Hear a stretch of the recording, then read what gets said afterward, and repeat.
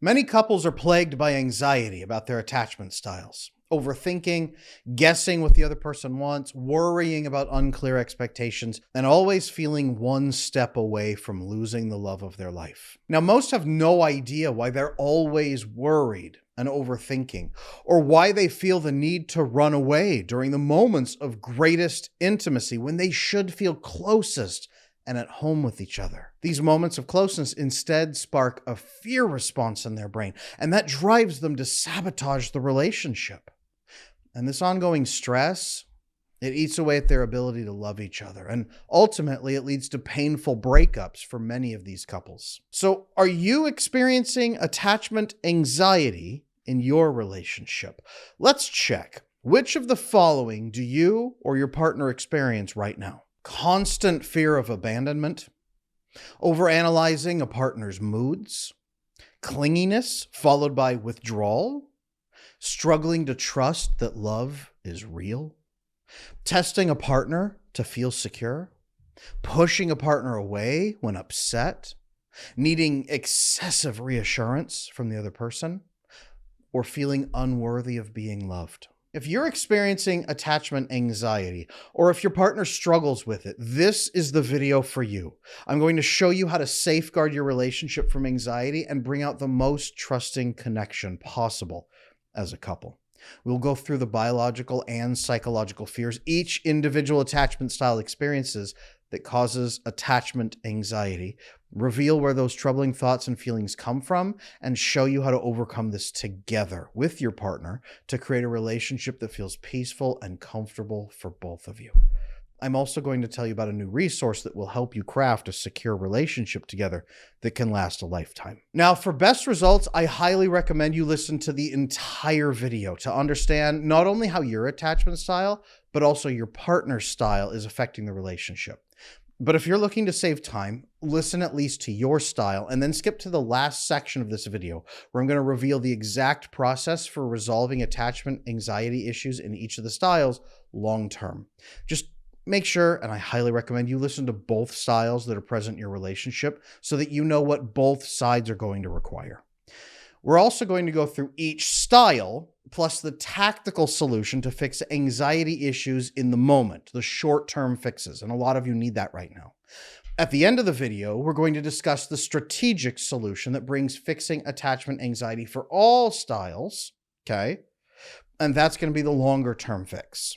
And if you're looking for a complete and total fix to all attachment anxiety challenges and to help you build a peaceful and passionate love that lasts a lifetime, make sure you check out my new How to Build a Secure Marriage video course I just released. It's on my website at adamlanesmith.com. So what is attachment anxiety? I get this question quite a lot. Adam, I'm anxious, but I think I'm actually avoidant. Well, yes, avoidant people have tremendous anxiety too. Adam, I'm anxious all the time, but I think I'm disorganized. Yes, disorganized people will have a lot of anxiety too, okay? Attachment anxiety is different from anxious attachment. Attachment anxiety is the fear that the people you're close to might not really love you, they might leave you, or they might not meet your emotional needs, even if they say that they care. And this impacts people who are anxiously attached, avoidantly attached, and disorganized attachment style, both of those subtypes as well. Attachment anxiety is the stress and worry that comes into your life because your attachment is insecure. It can lead to worrying, overthinking, and needing constant signs that you're safe in the relationship. And again, avoidantly attached people do this too. They still need to feel safe in relationships. They wouldn't use the word safe, but free from danger, right? And minimizing risk. These are words we would use to say safe. They're just describing safety in measurable scientific terms. But you have to differentiate here between attachment anxiety and anxious attachment. Almost every human being who experiences insecure attachment also has anxiety issues, usually because of the chemical disruptions. We'll talk about that, okay? But every style has attachment anxiety. I get asked all the time, what is my attachment style? What is my attachment style? What is my attachment style? So I have finally launched the attachment assessment. This is not a short quiz that just spits out an answer after 3 seconds. This is a thorough, in-depth, science-backed assessment. Check it out on my website, adamlanesmith.com, and learn your attachment style, the severity of what you're dealing with, and some next steps you can take right now to build very secure attachment. Now, I'm going to go through each individual style here in a moment, but first, this is why every style has attachment anxiety. Every style has overactivation of the amygdala, the fear response of the brain, especially during perceived rejection, abandonment, or distance. Avoidant people and loud, disorganized people also have amygdala overactivation during moments of closeness. So far away, close, rejection, abandonment, all of it activates. The lower oxytocin levels reduce bonding security for all styles. Yes, even anxiously attached people who are craving oxytocin, it's because they're very low and constantly looking to get recharged because they're so low. The high cortisol spikes that happen endlessly during relationship stress then hit extra hard. Because you have low oxytocin, you're very low on GABA, G-A-B-A. GABA is an inhibitory neurotransmitter that mutes cortisol and stress relief. When you don't have those, cortisol spikes go off the charts. And if you're having cortisol spikes from the amygdala response in the relationship, you feel them much worse than the person who has high levels of oxytocin and GABA. Insecure attachment style rewires your threat detection pathways early on in your brain. And this is affecting an estimated 50% of all American adults and at least 65% of Gen Z adults. We're going in the wrong direction. Now, this includes an estimated 20% of people with personality disorders now, okay? That has doubled from the usual 10%. The usual 10% is sustainable in a society. 20% is not sustainable in a society, and we're looking at about a 20% personality disorder rating with 65% of Gen Z adults having attachment issues. This is a very, very bad social environment for us to emerge into. Plus, our brain is rewired to be more scared anyway. So not only are we getting in proximity with other people who are insecure, who will then cause more insecurity for us, but our brain is designed to be more afraid anyway. So it's a double end. Both of those things together are highly impacting your anxiety levels, no matter what your attachment style might be. All of this together leads to a lower quality of life, higher rates of breakup and divorce, decreased marital satisfaction, the dead bedroom phenomenon where people just live as roommates and no longer have passion, and it increases the rates of attachment issues for the next generation that's raised inside these relationships. Now let's put it another more practical way. Attachment anxiety is a warning signal from your nervous system that your past wounds are still shaping your present relationships. It's not about neediness or insecurity. It's the body and brain and nervous system's way of saying, I've learned that love can vanish, safety can betray me, and closeness doesn't always last. Attachment anxiety reveals a couple of key things. First is a survival system trained to stay alert for emotional danger. This helps most avoidant people really thrive in business, but it really cuts down their success, unfortunately, in intimate relationships. It also reveals a mind trying to predict abandonment or rejection or betrayal before it happens. You're constantly plotting out everybody else's moves 5 steps ahead, but you're usually wrong because you're catastrophizing, and most people aren't going to be as bad as you imagine. It also reveals a heart that learned to overgive to avoid rejection. Avoidantly attached people, interestingly, overgive too, but then they start pulling back pretty quickly, especially once the dopamine dwindles. Anxiously attached people overgive and then overgive even more as the dopamine dwindles and as people start disconnecting. And the quiet and loud disorganized types, they go back and forth between overgiving and running away. Attachment anxiety also reveals a deep longing for love, which unfortunately is constantly tangled with anxiety and fear. The existence of attachment anxiety is compelling evidence that your earliest emotional blueprint that you got was built in unpredictable conditions, and your nervous system hasn't stopped trying to protect you, even now when it's sabotaging you. Now that we understand the overall concept of attachment anxiety, let's break down how it works for each of the different attachment styles. Okay, I'm going to go through anxious attachment, avoidant attachment. Then I'm going to break disorganized down into the two very different subtypes, quiet and loud, so that I can show you exactly what that looks like. Now, attachment anxiety feels different for somebody with anxious attachment. Okay, it will feel like this. You constantly feel like you're about to be abandoned. Small delays or silence in text messaging feels like rejection. You crave closeness, but you also fear that you're too needy, even as you're seeking that reassurance. You overthink every message and every interaction before, during, and after, and you feel like love is always slipping away through your fingers. Now, this formed in childhood, usually from an inconsistent caregiver where there was no emotional predictability or safety. Doesn't mean your caregiver was bad or evil. It meant they were inconsistent in giving you safety and reassurance. You could have been through daycare and had multiple caregivers you bonded to who then left. It could be that your parents were over anxious and you were constantly reading their fear and then they were distracted.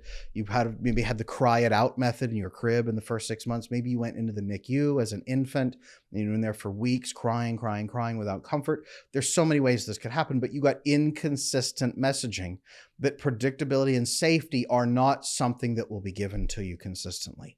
Your nervous system flags disconnection from others then as a danger, and it activates your stress circuits prematurely at the first earliest sign that someone isn't completely interested in you.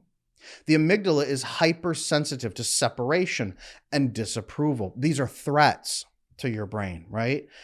All of this racks up into massively high-level anxiety for you and then gives you frequent cortisol spikes, a heightened alert signal at all times. Your alert state is on. Oxytocin signaling is erratic, so sometimes you get oxytocin, get a little GABA and suppress cortisol and release dopamine. It feels great, right? But then you're chasing that constantly, looking for intermittent reinforcement, hoping someone will give you that feeling. You have an external locus of control. Other people control how you feel. You have no power. This impairs your emotional bonding, not because you can't bond. Actually, most anxiously attached people bond intensely, but you will only really be able to bond with people who help stimulate the release of oxytocin. You're looking to be pollinated, almost like a flower, and that's the only way you can feel that somebody is interested in you. It impacts your ability to bond with anyone who's not love bombing you. The underdeveloped co-regulation that you're looking for to properly co-regulate with others really limits your prefrontal cortex growth. So your prefrontal cortex doesn't develop properly the way it should around where you have power, where you have control. Everything leads to scary disaster. So your prefrontal cortex tries to constantly shut you down and say, just please other people so they help me. You're looking for them to solve your problems instead of solving the problems yourself through your prefrontal cortex. That creates weak emotional regulation because your brain isn't used to regulating itself. It doesn't understand that it can. You're not self-soothing. You are looking for safety. And all of this creates a system where your ventral vagus nerve doesn't mature properly. That creates an impaired ability to feel safe in rest and connection. So when you're resting and connecting, you're not matured properly in that area, so it doesn't feel fully safe. It doesn't release the proper signals. Now, in adulthood, for the anxiously attached individuals, romantic partners are going to continue triggering those fear pathways, especially with distance, ambiguity, lack of clarity about what's happening. Your amygdala, the fear center of your brain, misreads neutral cues as rejection and then abandonment. So even neutral cues are setting you off. And then you get a cortisol flood from that perceived detachment when other people look like they're stepping away, floods you with cortisol. There's something called emotional impermanence, where when someone is not directly showing you their love for you, your brain is convinced that they are actively losing love for you and falling out of love and about to leave you. So you have to constantly be refilling them with kindness, love, attention, and overgiving and overservice. Now, because your prefrontal cortex isn't fully developed the way it should be, it is constantly giving into panic and fear. It collapses that fast into that fear cycle, which leads to ruminations and obsessions on the emotional side brain because your prefrontal cortex can't stop them anymore. That creates compulsive reassurance seeking or over communication as you desperately try to get somebody to rescue you from your own immature brain.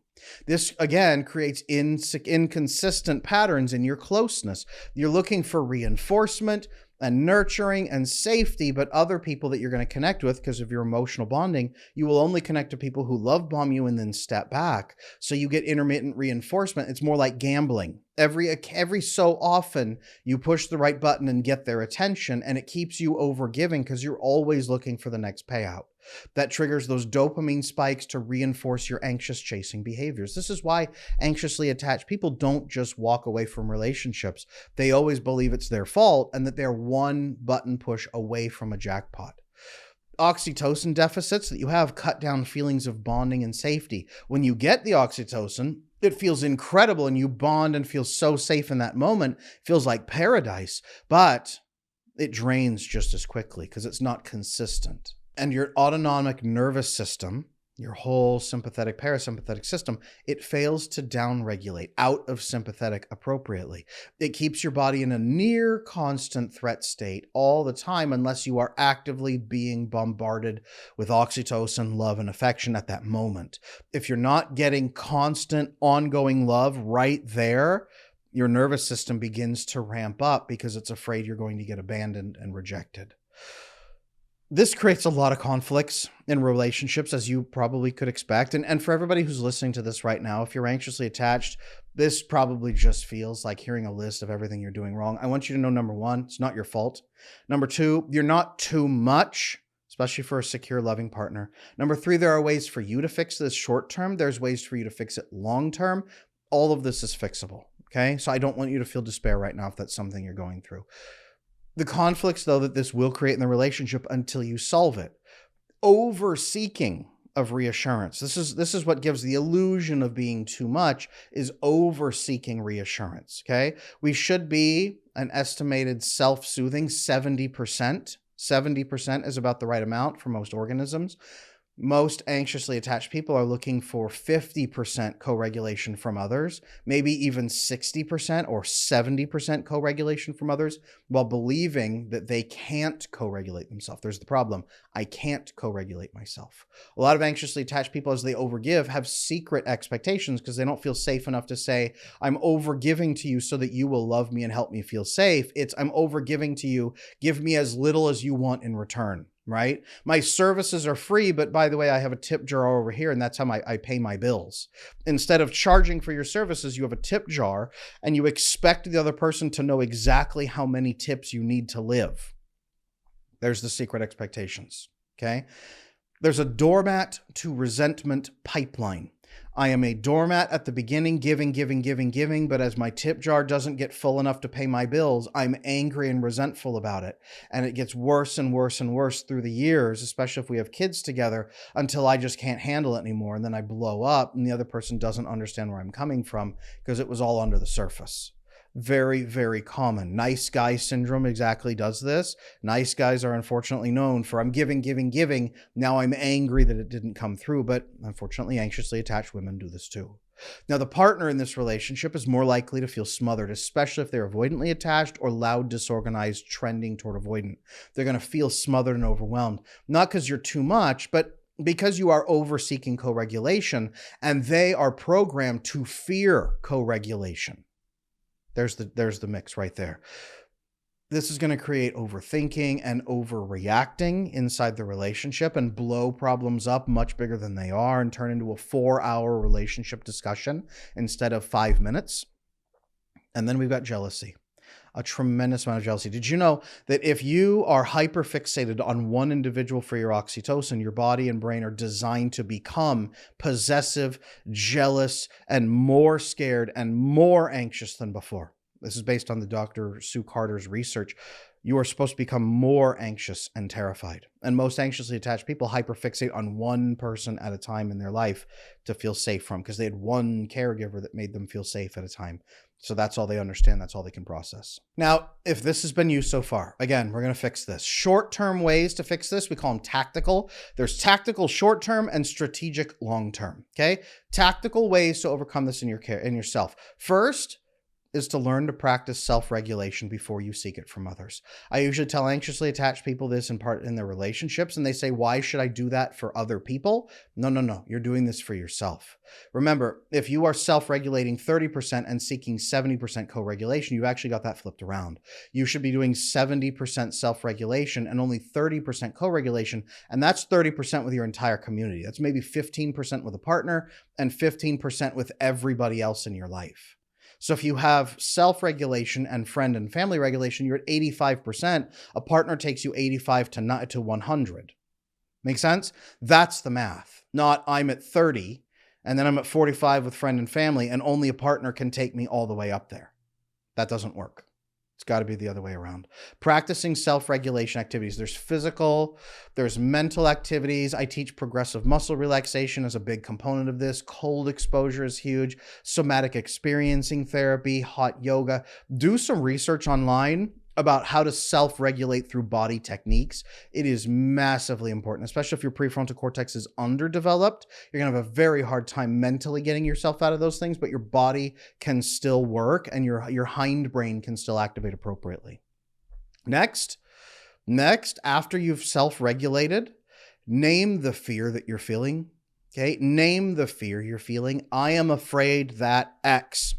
Get this out of your brain. When you speak it out loud, it processes in different areas of the brain and then processes just completely separately. When it's inside internal, it's hyperlooping on the right side emotional brain. Name it outside. Name the fear. I'm afraid of X. You're actually going to feel silly saying it out loud, which is excellent.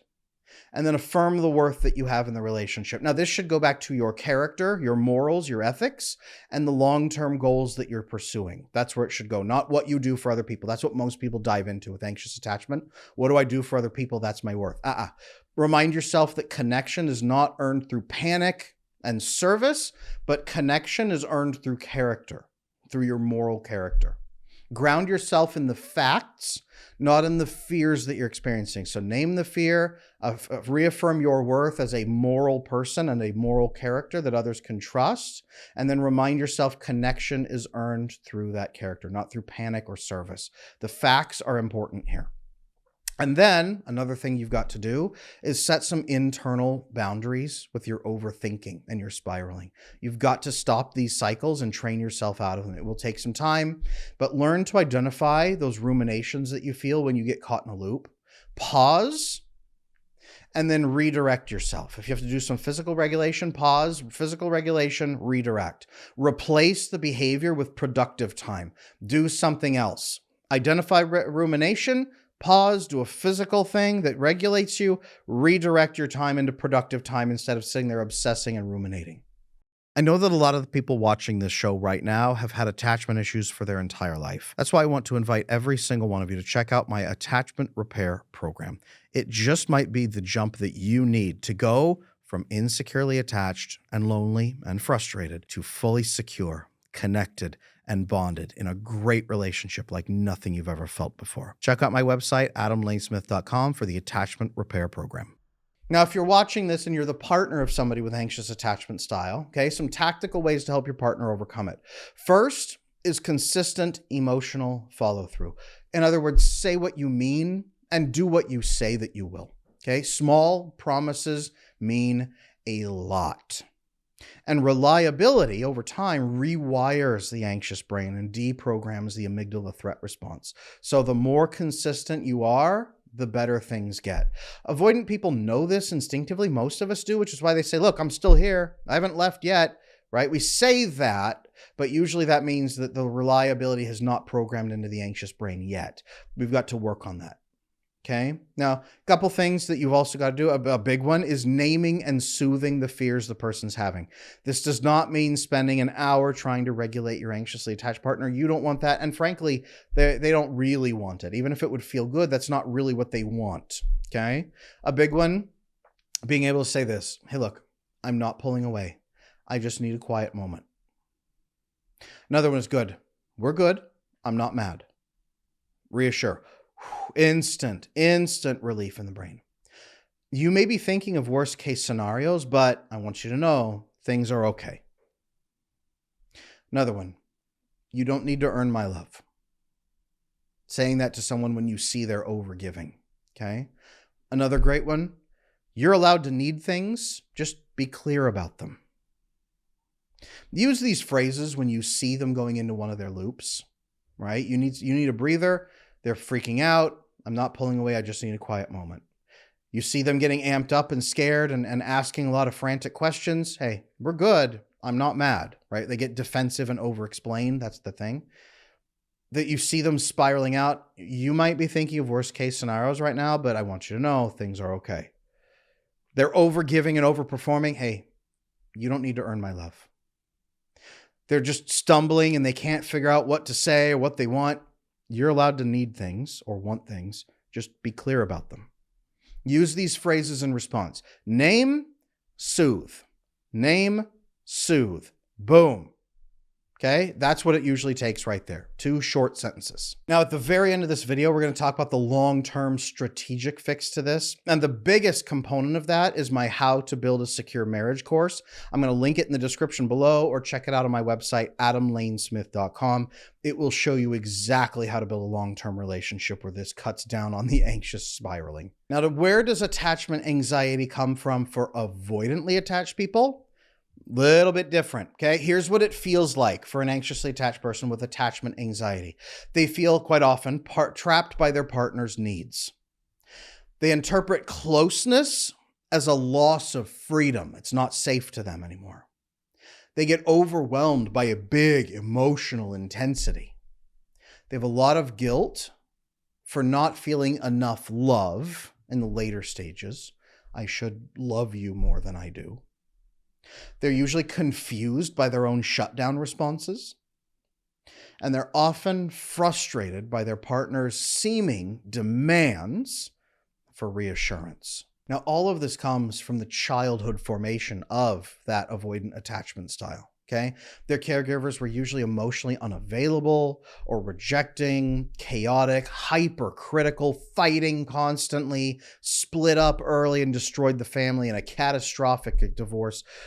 Something happened where they were unavailable or rejecting, especially during the child's distress. Avoidantly attached people don't come out avoidant. They actually try to get their needs met and try to connect and get rejected and shut down. So they learn not to seek comfort with other people. Their expression then fails to elicit comfort or safety from their caregivers, so they suppress their emotional expressions thereafter.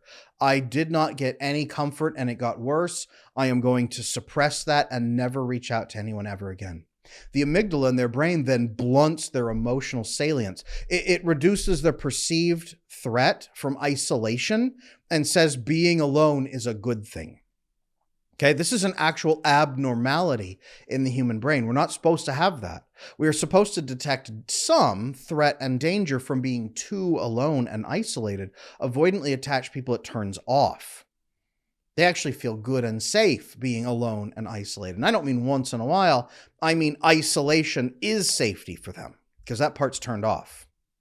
The chronic low oxytocin they feel for the vast majority of their life, it weakens their bonding pathways and their attachment drive. The desire to connect diminishes. Now, they still have a desire for closeness, but they don't really understand what they're longing for. They misinterpret it as a dopamine craving usually instead. High unregulated cortisol becomes the norm for them because low oxytocin, low GABA, unregulated cortisol. So massively high stress at all times. It's like a fish swimming in water. They're just very used to it. So they're more likely to show physiological shutdowns rather than protest behaviors to get attention. Protest behaviors did nothing as a child. So they're more likely to close down, go within, manage you, and then step away and solve a problem by themselves. And their prefrontal cortex, interestingly, where in an anxiously attached person underdevelops, for the avoidant person, it overdevelops an inhibitory control. It cuts down the emotional impulses and attachment desires for purely avoidant people, especially ethically avoidant people, and it clamps down on their ability to even fulfill their own emotional desires whatsoever by overdeveloping those inhibitions. And where the ventral vagus nerve is underdeveloped and immature, it fails to mature fully in an anxious person. In the avoidant person, the dorsal vagal nerve becomes dominant. This is their famed dissociation or detachment behavior during stress. They can simply shut down. Their system is more likely to clamp down, shut down, and then move away and dissociate from feelings, dissociate from emotions, dissociate from experiences. You just lock in and go to town. Now that this person's an adult, closeness equals discomfort for them. Their amygdala is under-responsive to emotional cues, their own and other people. This creates what's called emotional misattunement, confusion. They don't know how other people are feeling. Okay? As their oxytocin is excessively, extremely limited, they have reduced feelings of trust or emotional intimacy with anyone around them. Cortisol surges during vulnerability over and over and over actually causes them any moment they could get close to withdraw and pull away. They'll go on a deep, intimate, loving vacation weekend with you, get really close, say something intimate, freak out, and then ghost you and never speak to you again because it's now sending off danger signals. And their prefrontal cortex, that over-inhibition, it prevents emotional expression and communication of needs to their partners in romantic relationships. Their autonomic nervous system defaults to detaching and disconnecting from other people when there feels like a risk or any confusion. It defaults to disconnecting. Their system preserves autonomy, safety, and distance over intimacy. It doesn't prioritize intimacy anymore. And their dopamine that they're feeling constantly drives their independence and achievement. This is why avoidantly attached people are massively high achievers, massively lone wolf achievers who are financially successful, business successful, but can't connect to other human beings, right? Very, very common. And their relational dependence, if they have any idea of relational depending on somebody else for intimacy, it feels dangerous and unsafe, so they can't let their guard down and relax into another human being. They are afraid of becoming dependent in any way, shape, or form on that person and then it being used against them. So this creates some pretty significant attachment anxiety for avoidantly attached people. Most of my avoidant clients come in and say, Adam, I'm not sure if I'm avoidant or anxious because I have anxiety. Yes, you can be avoidant and have anxiety, okay? In relationships, you're going to have attachment anxiety because you will feel smothered when someone gets too close. And you're going to have danger signals going off. Opening up to others makes you feel exposed or weak. You'll secretly want connection, but fear losing yourself in that relationship at the same time. You're anxious about being depended on by other people or on needing someone yourself. And you pull away and then wonder why you're all alone and if it's ever going to work. This creates a tremendous amount of attachment anxiety. Now, this creates very specific conflicts in the relationship as well. Number one is shutting down during intense emotional discussions. It looks like you're actively rejecting the other person. Even if it's a good discussion that's highly emotional, you can't go there long enough. You shut down. The dorsal vagal shuts down during intense discussions, and it looks like you reject them. You avoid closeness. It creates abandonment fears. Go back to the anxious person a moment ago. This creates abandonment fears. You're overwhelmed and exhausted, so you pull away and they say, oh no, it's happening again. Someone's abandoning me. Then they chase you. You pull away even more. They chase even more. You pull away even more. That's the loop right there. I've done so many videos on that dynamic. You withdraw when things get serious. It creates more abandonment for the other person, but you feel so overwhelmed that you say, oh God, what did I say on this weekend? How many promises did I make? Oh man, this is just, I'm just going to go to work. I'm just going to go to work for 6 months and wait for this to blow over. Work feels safe. Work is predictable, safe. You can make money and you can hit dopamine achievements there. Okay. And then you're going to dismiss other people's needs and feelings. You're not going to understand why they can't just manage their feelings. Why don't you just shut down with your dorsal vagal nerve? Why don't you just over-inhibit through your prefrontal cortex? Why don't you just blunt your emotional expression? You're going to dismiss others' needs and feelings and create massive resentment in them. And your hyper-independence is going to make it hard to ever form a unified relationship with that person until you fix this pattern. Still fixable. I want to make that abundantly clear to anyone listening right now. You are not doomed to walk this earth alone like the mark of Cain kind of thing. You can actually bond intimately with other people. It just takes some reprogramming. Okay. Let's talk about the short-term reprogramming and then the long-term reprogramming. Now, first, avoidantly attached people, you're famous for saying this. Once I make a decision, I never go back on it. Right? However, I want you to understand that your shutdown response is a stress response. not the truth. You will have emotional numbing, dissociation, and vagal shutdown. This is not how you truly feel. It's you reacting to a perceived threat. Do not make long-term decisions in this state, okay? Use it as a stress meter and then shift to resolving the stress that you're experiencing. Very key that you have to do this. Another tactical way short-term to overcome this yourself is to schedule time for your own recharging. Most avoidantly attached people actually are not horribly selfish. It's that they need that recharge time, but they take it spontaneously. They try to sneak it into the schedule spontaneously when they don't have to take care of other people. Talking to the other person and scheduling it in, saying, look, I do best when I have some time to actually unwind on my own. Not because I don't love you, but that's how my system works. We can watch this video from Adam Lane Smith explaining it, but I need this time to myself. Don't wait till you're overwhelmed and then feel like you have to dodge and escape out the window or tell the other person, it's not you, it's me, and then lock yourself in a room because they'll freak out. Schedule time for recharging so you always know it's coming, right? The weekend is coming so I can get through this Thursday. My recharge time is coming so I can get through this difficult conversation. Schedule the recharge time. They know it's coming. You know it's coming. You can both rest in it and it's predictable, and then you can reunite afterward. Calm yourself and your partner by scheduling that recharge alone time. Incredibly important that you do this in a relationship.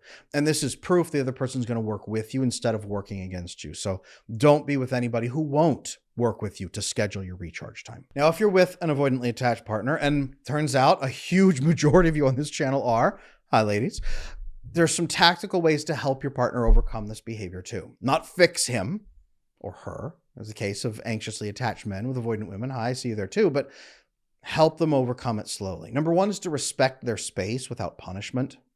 Gift them the time away, especially scheduled time. Gift them that time. View it as a gift to them. Say something like, take the time you need. When should I expect reconnection? When are you going to be set to come back? That's all. That's it. Take the time that you need. When should I expect that reconnection? Give it to them. It's a gift. They will be a better partner and feel healthy and bonded to you actually because you're giving them that time if they're ethically avoidant. And the next one is affirm the love that they give you in their own way. Okay, a lot of people accuse avoidant people of being incapable of love. I know for a fact this is not true, especially ethically avoidant people.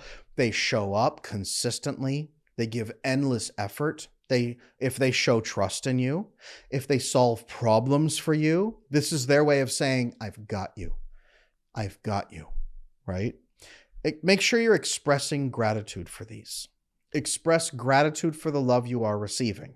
It's also okay to ask for more. And that's the strategic long-term fix. Where at the end of this video, we're going to talk about a strategic long-term fix for these issues too. And inside my How to Build a Secure Marriage video course, I go way in depth on how to resolve attachment issues completely in the relationship to then heal and change and repair both individuals so that they become securely attached too. It's not about fixing each other. It's about building a system that allows you to fix yourselves. We'll talk about that in my marriage course. Check the description for that link or go on adamlanesmith.com right now to grab that copy. But at the end of this video, we'll go into the long-term fixes. So far, we've talked about anxious attachment style and avoidant attachment style. But what about the blend of the two? In fact, what about the two distinct subtypes? Quiet disorganized style and loud disorganized style, what used to be called fearful avoidant. Let's go through those right now so you can understand what's happening. Because I know a lot of you here on this channel in the comment sections tell me again and again that you identify as the blend of the two. Let's go through quiet disorganized style first. That's been making a huge impact here on this channel. It's one that I found myself and identified. You people have been invisible for almost 100 years of attachment theory because you don't complain. Let's talk about exactly where the attachment anxiety is coming from and why you don't complain. If you have quiet disorganized attachment style, attachment anxiety feels like a couple of very specific things. Number one, shutting down during any kind of closeness. You crave it, but you instantly shut down. You disconnect from your affect. Like you smile to hide your fear, or you have a completely and totally blank face because you're so frozen and panicked. You fear rejection almost too much to speak. Many people with quiet disorganized style almost have a selective mutism, or it makes it very hard to speak. So they shut down. We'll talk about why that's happening in the brain, but almost selective mutism. They used to call it excessive shyness. Turns out it's usually quiet, disorganized style, shutting down your ability to actually speak. Then they're flooded with shame, anticipatory shame, especially. I am already ashamed of what I could say or do wrong, so I'm frozen. They can't trust love from others, especially from good people. Not because they hate people or hate love, they don't trust it. It feels so unfamiliar and confusing and inconsistent to them. And they are often going to run away before they get hurt. They're not the ones that burn the place down and jump out the window. They're the ones who sneak out in the dead of night and escape and run away and tell themselves, I would have ruined things anyway. Now, what kind of childhood would create a complete shutdown and disconnection like this? Well, honestly, it's because of a caregiver who was both a source of fear and neglect that then creates a double bind confusion in the child's nervous system. They hurt, then they neglect, then they hurt, then they neglect. Maybe they gave a little bit of love, but the child couldn't fight and they couldn't run away. And sometimes fawning, approval seeking, worked, and other times it didn't. And so they could either approval seek and fawn, and if that didn't work, shut down and freeze and just wait for the damage to be over. Usually caregivers with personality disorders or severe mental health issues that the child is trying to manage and can't figure out what's going on. First, they learn I'm bad and not good enough. Then they learn even when I'm overgiving to others, it's never enough. So it's never enough for them either. The child suppresses their distress to zero to stay completely invisible, to minimize any threats from volatile, emotionally absent caregivers. Volatility and absent, hurt, neglect, hurt, neglect. The amygdala, it becomes hyperactive beneath a very calm exterior. Hide everything inside. There was a big Disney movie that came out not that long ago, well, a few years ago. It was what Conceal, Don't Feel, right? With a whole song about it. Cover everything up, feel nothing, express nothing. Hyperactive fear center of the brain screaming. Hyperactive, hyper attuned to every possible perceived threat. Silence and compliance are survival strategies. Fawn and freeze, fawn and freeze. This individual's cortisol levels are chronically elevated is not really the way to put it, but overclocked to the point that it's shredding their nervous system and their immune system and their hormone system. But emotional expression, again, completely shut down. We call it flat affect, inappropriate flat affect, just frozen. Their oxytocin system is underdeveloped. It prevents any stable bonding with others. It reinforces that emotional isolation. Now they crave closeness, but they are utterly terrified of ever reaching it, okay? The prefrontal cortex develops an over sense of control. It inhibits and shuts down, similar to the avoidant person, shuts down their impulses and desires almost completely. And they mask this internal chaos with that surface level composure, a total blank affect. Everything happens on the inside, but nothing comes out. And finally, that dorsal vagal dominance, just like in the avoidant person, leads to a freeze response. Stillness and passivity as a primary defense. Freeze, hold still, the bear will not eat me, and if it does, it will only eat parts of me, like my legs, and then I can live the rest of my life. Freeze response to minimize damage. Now, that was childhood. In adulthood, again, closeness is fear unconsciously. Even if it's consciously desired, it's also terrifying. The amygdala now overreacts to intimacy. Reactions are internal, by the way, not outward. But that meme of screaming internally, that's a quiet, disorganized person. Someone says, hi, I'd like to be your friend. And they go, and their system just screams on the inside. Cortisol surges are endured, but silently. Their brain is screaming. On the outside, they're just calm. Blank is a better way. Externally, they're often mistaken for calm or emotional detachment. You get called things like ice princess, uninterested, aloof, haughty, arrogant, right? Disinterested in others, self-absorbed. None of this makes sense to you because inside you're screaming, but on the outside, you look like you don't care. Oxytocin bonding is so dysregulated. You crave the connection, but fear the dependence and getting trapped. Your prefrontal cortex, again, it masks any distress to remain safe from other people so they can't prey upon you or attack you or punish you. You probably cried when you were a little kid and got massively punished for being scared. You now have a hyper-logical detachment from everything, an intellectualization of emotion. You can think about emotions. You can pontificate about emotions internally, silently, not to other people. You don't speak to other people, but you intellectualize every experience you have because it's all you have left. Your brain can't go into the emotional, personal areas. Now, you do have a vagal shutdown that we talked about that limits authentic engagement. You reach a certain point and your surge protector fries and shuts down. Okay, especially in conflict or vulnerable moments, good or bad closeness, both are dangerous and your surge protector shuts down. Then you have dopamine pursuit that shifts towards solitary achievement. You probably are massively high functioning in finance, work, business.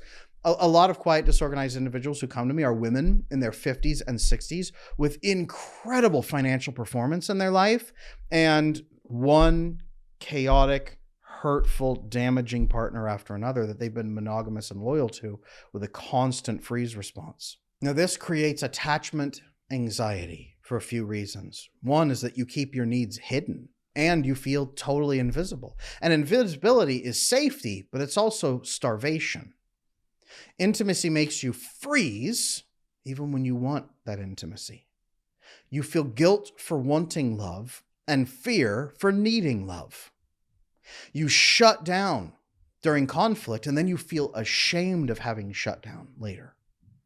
And you're scared to speak up because closeness feels dangerous. Most quiet, disorganized individuals tell me that it takes a week for them to figure out how they felt a week ago in a conflict.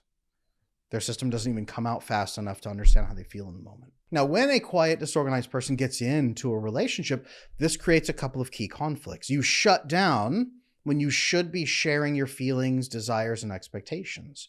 You withdraw after the rare, intimate moments that you have, so you send mixed signals to others. You block emotional connections from happening, and this frustrates people who are craving bonding with you. I'm going to be very clear here. You'll tend to connect to chaotic partners who are the only ones belligerent enough to shove through your boundaries and understand that you're just frozen. Most people are too polite to push through. But your friendships, your family, maybe even your adult children, they're going to be frustrated and feel blocked and not understand why you withdraw after intimate moments and why you don't share. And this prevents any resolution to issues because you escape and pull away instead because your brain says it's hopeless. Now, there is obviously a long-term fix for this. And I help a lot of my coaching clients achieve long-term fixes from a quiet, disorganized attachment style. And if you want a securely attached relationship, most quiet, disorganized people just have no idea what others want from them, what a relationship should look like, what a man or woman offers to a partner, what any of this intimacy can be, how to have conversations. They're missing the phrasing. I've put all of that together for a long-term fix into my How to Build a Secure Marriage video course.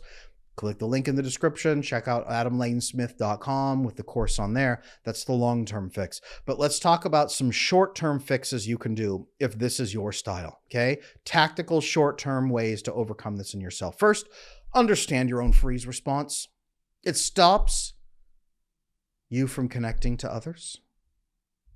But if you can understand your freeze response, then you no longer feel trapped or hopeless. Less shame. You don't hate yourself for shutting down. Most quiet, disorganized individuals, they just feel so ashamed. They actually feel stupid. And they say, I'm so stupid. I can't figure out how I feel. No. Your system is stopping you. There's scientific proof from various research formats that we've done that knowledge of an issue reduces the symptoms you experience. So understanding that freeze response helps. Sometimes in the moment, sometimes shortly thereafter to shorten the length of it. Use this freeze response as a stress indicator, and then you can go calm yourself. And there's a number of ways you can do that, okay? Another piece to do is to start verbalizing things externally. Telling other people, I want to speak, but I don't know what to say. I want to help, but I'm not sure what to say to you right now. I want to connect, but I feel stuck right now. Okay? Verbalizing helps stop the misunderstandings, prevents things from getting worse. One of the biggest tasks I have for quiet, disorganized women in their 50s and 60s is going to their adult children and saying, have you felt like I wasn't interested in you? If so, I want you to know that I am. I've just never known how to express that love and desire with you without smothering you. So I have just tried to let you have space. How much space do you want? And how much connection do you want? Having that conversation right there is key to fixing those adult-child relationships with their mother. Very, very key. Now, if you're with a quiet, disorganized person as your partner, odds are actually very good that you're probably going to have a personality disorder or excessively chaotic attachment issues yourself. So you're probably not watching this video. But if you are one of the few people who has connected, maybe ethically avoidant people who have connected to a quiet, disorganized person, okay, some tactical ways short-term to help your partner overcome these issues. Number one is to reinforce safety. Safety comes through very clear expectations. It stops them from exaggerating your guest expectations of what they think you want. Give them clear markers of success in the relationship. Look, this is all that I need from you. I don't need you to overgive 8 times more. This is what I need from you. Here's my expectations way down here. It prevents overanalysis. It prevents shutdown. Telling them, even in the moment of a conversation, if something does go wrong, this is point number 2, giving them a repair protocol if something goes wrong. Make their system feel safe and not in danger, okay? Have clear understandings. If something is not working together, this is what we'll do to address it. Another really great one you could do is to give space for them. Give them space without pulling away. Hey, I'm here when you're ready. Take your time. Don't feel like you need to rush an answer. One thing, when I'm on coaching calls with quiet, disorganized people, and I ask them a question, I see them, they go like this, and their nostrils flare, and their eyes sort of get bigger, and I see them, and they take a breath like they're gasping because their their vagus nerve is crunching, and they actually struggle to breathe. It's the opposite of a sigh or a yawn. It's a constricting. I say, hey, it's okay. Take some time. Think it through. There is no rush to answer right now. And they go, and then they kind of settle down and they look and they think, and they get used to that with me, and me giving them that verbal permission actually calms them, because they're frantically thinking of all the things they could say and how they could go wrong. So it makes it almost impossible to decide what to say. And this shuts down Broca's area, the speech center of the brain. So it's crucial that you give them that time, and give them time to reconnect that speech center of the brain during the conversation. Now, loud, disorganized style. Loud, disorganized style is highly chaotic, and there's a reason for that. Attachment anxiety for loud, disorganized individuals feels like a couple things. Number one is explosive panic when they don't feel loved anymore. Explosive panic at the fear of abandonment. Testing their partner through chaos sometimes even threats. Ultimatums is a big one. They beg for closeness and then panic and then run away and then feel more anxiety at now feeling alone and having abandoned it, and anger at themselves. Then they feel unworthy. They feel unworthy, and then they demand proof that they're not unworthy. They are constantly swinging between clinging and pushing away. And they're terrified of real intimacy because they're afraid of losing that intimacy or of being revealed for not being worthy of it. Now, all of this comes from a very painful childhood. Number one, where a caregiver was unpredictable and threatening, maybe alternating between neglect and then intrusive enmeshed behaviors, and neglect and then abuse, and then oversaturation of love and care because it felt good to the caregiver at that time to feel like a good parent. Now I'm a good dad, and then I beat you. Now I'm a good mom, and then I scream at you for 3 hours, right? I feel good, now I'm angry. I feel good, now I'm angry. The child develops reactive protest behaviors. They use noise or chaos to seek control or connection and push back. Okay, even freezing doesn't help, so they fight harder. They flip between fawning and fighting and fawning and fighting. I love you, now I hate you. The amygdala becomes hyperactive and hypersensitive. It's trained to expect danger in all relational cues. Good, bad, up, down, everything is dangerous. Cortisol floods the system frequently. Fight or flight is a baseline for them. That's their baseline. Their oxytocin signals are impaired. They crave connection and it feels good, and then it feels utterly terrifying because with love comes great terror. So they don't trust the love and oxytocin that they get. Their prefrontal cortex develops unevenly. They struggle to regulate intense emotional surges. Some parts of their prefrontal cortex develop in right ways, some parts don't. So it's all mismatched. So they don't have proper judgment center anymore or regulation center. And their sympathetic nervous system dominates. Their body is primed for outbursts or shutdowns under stress. Now that's childhood. That's bad enough. In adulthood, intimacy feels unsafe and yet craved. And that's the internal conflict. I need to be loved. But when I'm close to people, I have never been in more danger.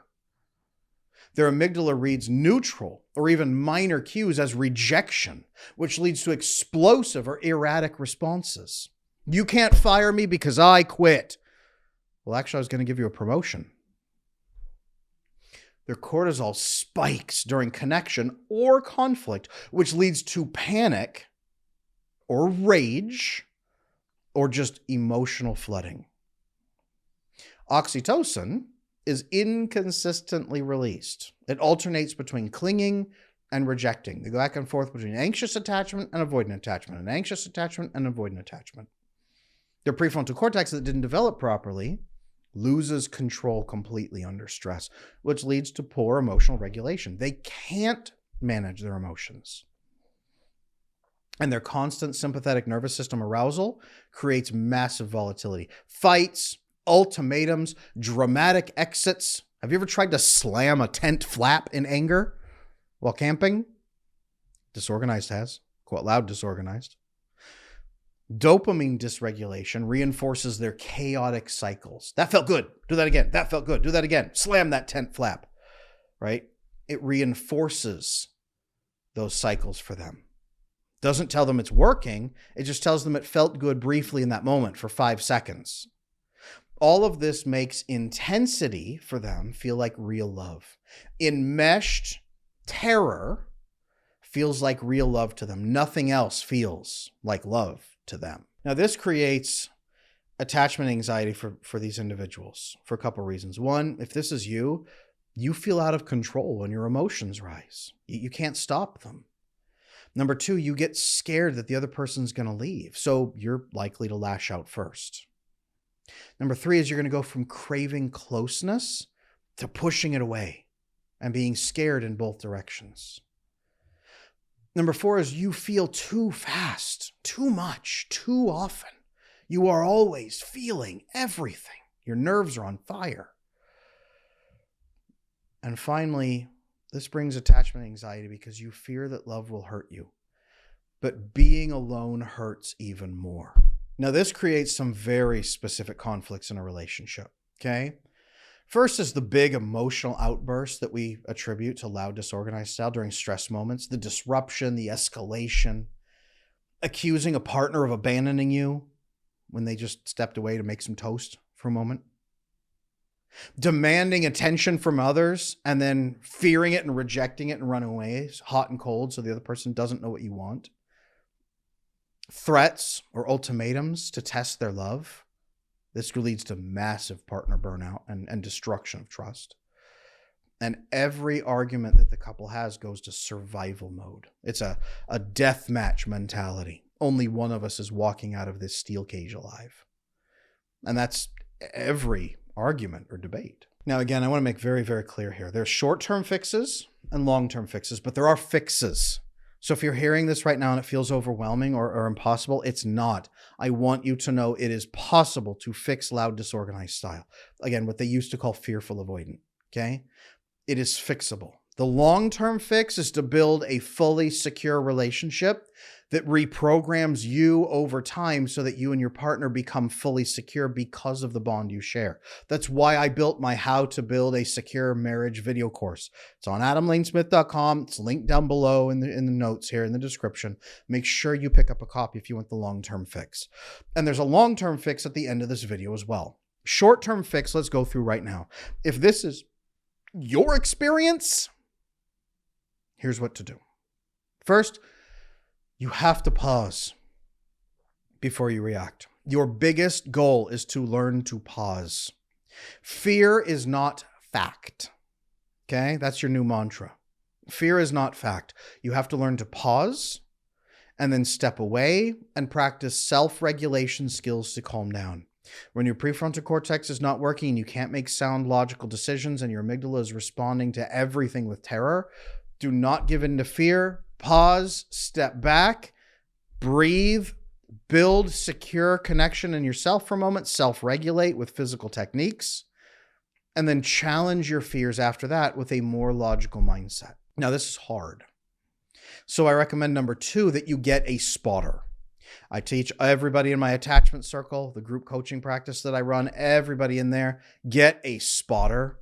A safe person outside your core romantic relationship who reality tests your fears with you. A mentor, a pastor, a priest, a trusted elder, a coach, right? A good friend, somebody that you can pause the conversation, step away, breathe. If it's not working, go talk to them and say, look, I'm having this feeling that I need to run away and destroy the relationship. Should I do it? And they say, whoa. You did this again. You did this 5 days ago because they had left the milk out. What's going on right now? Well, this time they left they put the butter in the fridge, and I hate cold butter, right? It's time to break up. There are so many little arguments that spark like that. It sounds funny, but it's not. Okay? You need to step away and reality test with someone who pauses and connects with you. If your emotional brain is agitated and spiraling, their logical brain can click in with you and you can think through it. So get a spotter and over time, learn to pause and react calmer yourself. Use their logical mind to help you when you're not logical. You need this. And it can't be your partner because they're the ones setting you off probably the most. It needs to be a third party, not an opposite sex friend. I want to make that clear. That's asking for danger.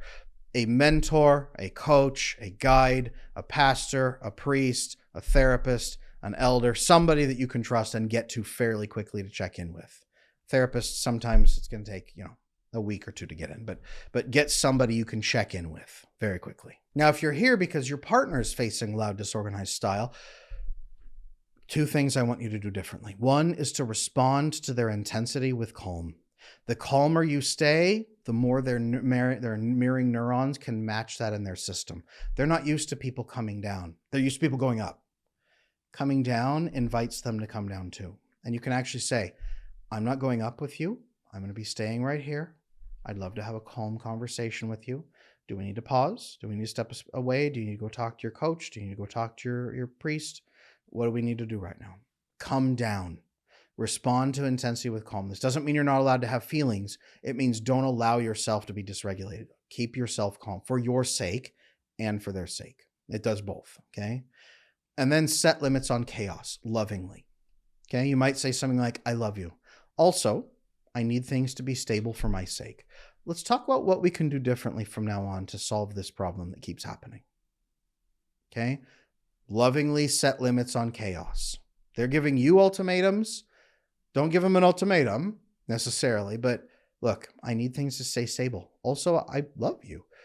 Let's build a different system that will keep things calm. And again, if you need an overall system for a good relationship, check out my How to Build a Secure Marriage video course that lays it out and you can learn and apply it together. That is going to be helpful. Now, the reason I keep hammering on that is because the strategic long-term solution is not for both of you to white knuckle it through the rest of your life. If you're anxiously attached, they're avoidant. You're quiet, disorganized, they're loud, disorganized. Whatever it is, it's not just to stress out and constantly use the short-term tactics. That's not going to work.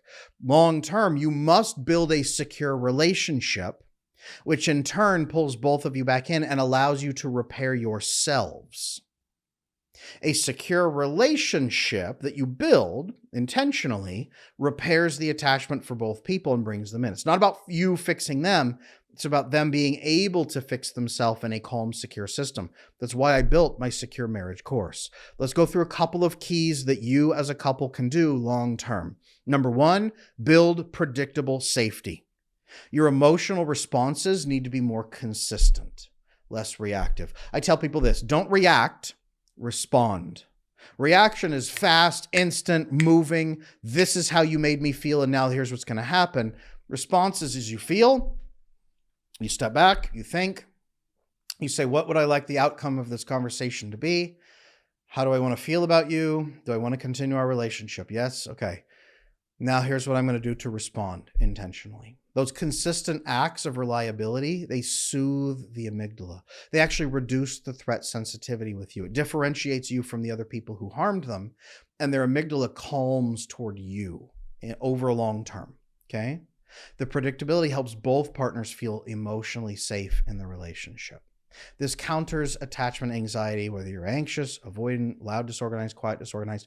The constant consistency and coming back over and over and over together, that consistency allows your brain to trust the other person, especially if you're vasopressin bonding with them, the hormone released when we resolve stress.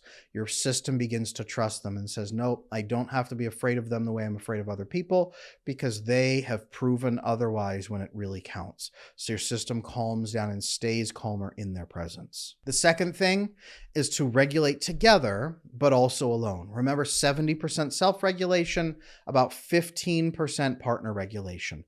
Together, physical touch, calm voices, eye contact. You co-regulate together during stress. Stay calm, come down, touch. It activates the ventral vagus nerve and reduces cortisol. This is very key and important. It prevents the shutdown as well, okay? And this works so much better than isolation. So much better. Yes, you need to be regulating long-term for yourself, reducing your traumas. Maybe try EMDR if you have severe traumas spiking you, but make sure that you're managing yourself, but also co-regulating. This is so much better for avoidantly attached people to co-regulate together. It's faster than isolation. Emotional regulation is a shared skill. It's not a solo burden, okay? As you co-regulate together, this really soothes the attachment anxiety, especially of the anxious partner and loud disorganized partner and the quiet disorganized partner. Actually, everybody, the avoidantly attached person over time grows into it. Okay, they see that they're not getting overwhelmed and that it actually benefits them too. It takes them time to ease into it and understand it, but once they do, it starts to feel good. The third thing you must begin doing is to repair quickly and completely. Don't let conflicts linger. Return after an argument, name the issue, fix it, and then resolve it fully, and then reconnect. Have a reconnection ritual after. Don't leave it hanging and awkward and weird where everybody's walking on eggshells for weeks. Non-defensive apologies retrain the nervous system to trust closeness after a rupture. Okay, we call it a rupture or a breach. Over time, that consistent repair replaces fear actually with trust, which then grows into peace. Everybody begins to understand that conflict leads to growth and connection and peace instead of conflict being a threat. Your amygdala, again, calms down. A lot of this is about calming the amygdala, calm it, and then desensitize it to these threats. And then it doesn't spark. And then you're soothing the nervous system and growing capacity for greater oxytocin bonding and making it more predictable.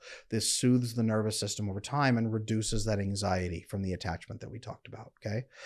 Now, again, all of this is just one part of a whole secure system that you need. You have to have a complete secure system to last a lifetime in peace and passion. A secure relationship equals secure people over time. That's why I put together my marriage course, the How to Build a Secure Marriage course. It builds a secure relationship in every area for the two of you and then begins reprogramming your nervous systems together. Guys, attachment anxiety causes so many otherwise loving couples to split up out of fear, pain, and despair. Okay? It costs them the love of their life because their nervous systems are tuned towards survival and threat instead of love. I believe this is what's driving that divorce statistic of 50% of all marriages ending, especially 78% of all second marriages ending, and why fewer young couples are even bothering to get married anymore. The fear, the anxiety, the stress, the conflicts without resolution, all of it adds up to a painful experience that ruins even the most loving connection. But when you account for each partner's attachment anxiety, plus you implement the tactical changes that we outlined here together, you can both help each other find peace and love. And when you apply the fuller strategic change that we talked about at the end of this video, you can build a lifelong connection that fulfills both of your needs. And with my new Secure Marriage course, you can learn the complete system that you never got a chance to learn as a child. Because if you have attachment challenges, your parents didn't raise you in a secure marriage. And so you never learned how to form a trusting, intimate bond with your partner. You're missing skills. That's the biggest part here. You're also at risk of becoming a divorce statistic, as so many other uninformed couples are. And if you have children together, them going on and becoming a divorce statistic.